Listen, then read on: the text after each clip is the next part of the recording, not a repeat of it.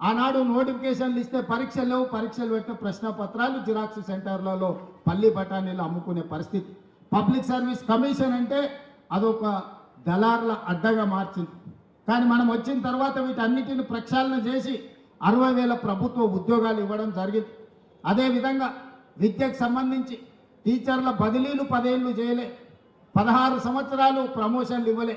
మనం అధికారంలోకి వచ్చిన ఎంబడి 35,000 మంది టీచర్లను బదిలీ చేసినాం, 22,000 మంది టీచర్లకు ప్రమోషన్లు ఇచ్చినాం, 11,000 మంది టీచర్ల నూతన నియామకాలు చేపట్టి విద్య మీద ఫోకస్ పెట్టి పేదవాడికి విద్యను అందించాలి, ఈ దేశ భవిష్యత్తు తరగతి గదుల్లో ఉంది అని చెప్పి ఈరోజు కాంగ్రెస్ పార్టీ నిర్ణయం తీసుకున్నది.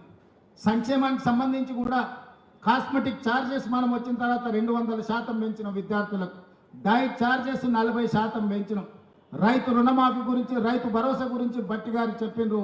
ఒక్క మాటలో చెప్పాలంటే 18 నెలల్లో రైతులకు 1,04,000 కోట్ల రూపాయలు ఖర్చు పెట్టిన ప్రభుత్వం దేశంలోనే కాంగ్రెస్ పార్టీ, తెలంగాణ ప్రభుత్వం. ఇట్లా విద్యకు సంబంధించి ఇంటిగ్రేటెడ్ రెసిడెన్షియల్ స్కూల్స్ కావచ్చు, ఇంటిగ్రేటెడ్ స్కిల్స్ యూనివర్సిటీ కావచ్చు, ఇంటిగ్రేటెడ్ స్పోర్ట్స్ యూనివర్సిటీ కావచ్చు, ఇట్లా ప్రతి విషయంలో ఈరోజు కాంగ్రెస్ పార్టీ ఆదర్శంగా నిలబడి ముందుకు వెళ్తుంది. కులగణానికి సంబంధించి 100 సంవత్సరాల కళ ఎవరు కూడా ధైర్యం చేయలేదు. ఈనాడు socio economic education, employment, caste and political సర్వేను దేశంలోనే గొప్పగా నిర్వహించి లెక్కలు తేల్చి ఈరోజు మోడీ ప్రభుత్వానికి సవాలు విసిరినాం.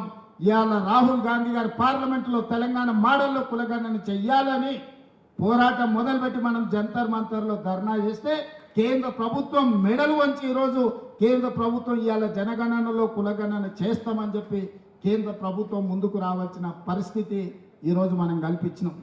అదేవిధంగా మాదిగ ఉపకులాల వర్గీకరణ మీకు తెలుసు.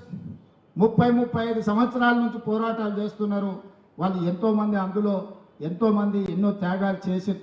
అలాంటి సమస్యకు శాశ్వత పరిష్కారం చూపించి ఈరోజు ఎస్సీ ఉపకులాల వర్గీకరణను దేశానికి ఆదర్శంగా ఉండేటట్టు ఈరోజు తెలంగాణ ప్రభుత్వము నిర్వహించి ఈరోజు మనం ముందుకు వెళ్తున్నాం. అందుకే మిత్రులారా, విద్యార్థులు కావచ్చు, నిరుద్యోగ యువకులు కావచ్చు, రైతులు కావచ్చు, అదేవిధంగా మహిళలు కావచ్చు, ఈరోజు రాష్ట్రంలో పెట్టుబడులు కావచ్చు, రాష్ట్రాన్ని అభివృద్ధి పదం వైపు నడిపించే తెలంగాణ రైజింగ్ 2047 విజన్ డాక్యుమెంట్ కావచ్చు, ఈరోజు దేశానికే తెలంగాణ రాష్ట్రాన్ని ఆదర్శంగా నిలబెట్టాలని అహర్నిశలు మేము ప్రయత్నం చేస్తున్నాం. ప్రభుత్వం నడిపించే సమయంలో కొంత ప్రభుత్వ నిర్వహణలో మేము కొంత సమయం ఎక్కువ ఇచ్చి ఉండొచ్చు. అందుకే ఈరోజు మీ అందరి మీద బాధ్యత ఉన్నది, ముఖ్యంగా అధ్యక్షుడి మీద బాధ్యత ఉన్నది. పార్టీ నిర్వహణలో మీరందరూ క్రియాశీలక పాత్ర పోషించాలి. ఇవాళ గ్రామ స్థాయి నుంచి రాష్ట్ర స్థాయి వరకు పార్టీని నిర్మించాలి.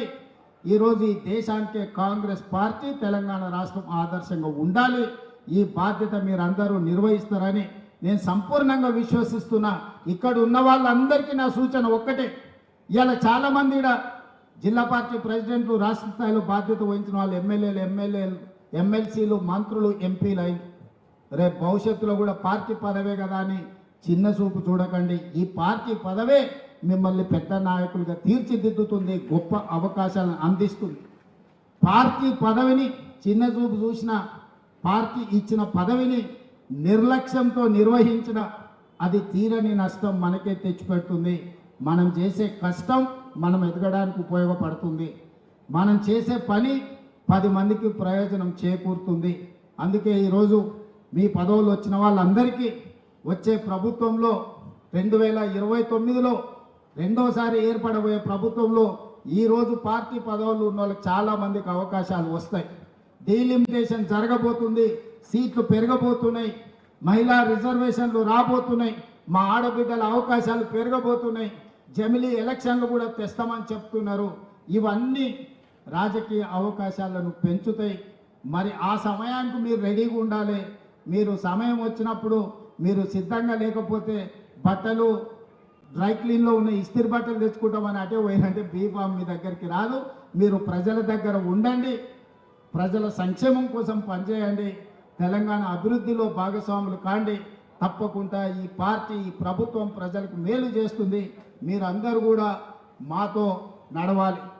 ఇంతకుముందు పిఎస్సిలో మహేష్ గౌడ్ గారు ఒక మాట చెప్పింది, ఈ 18 నెలల పరిపాలన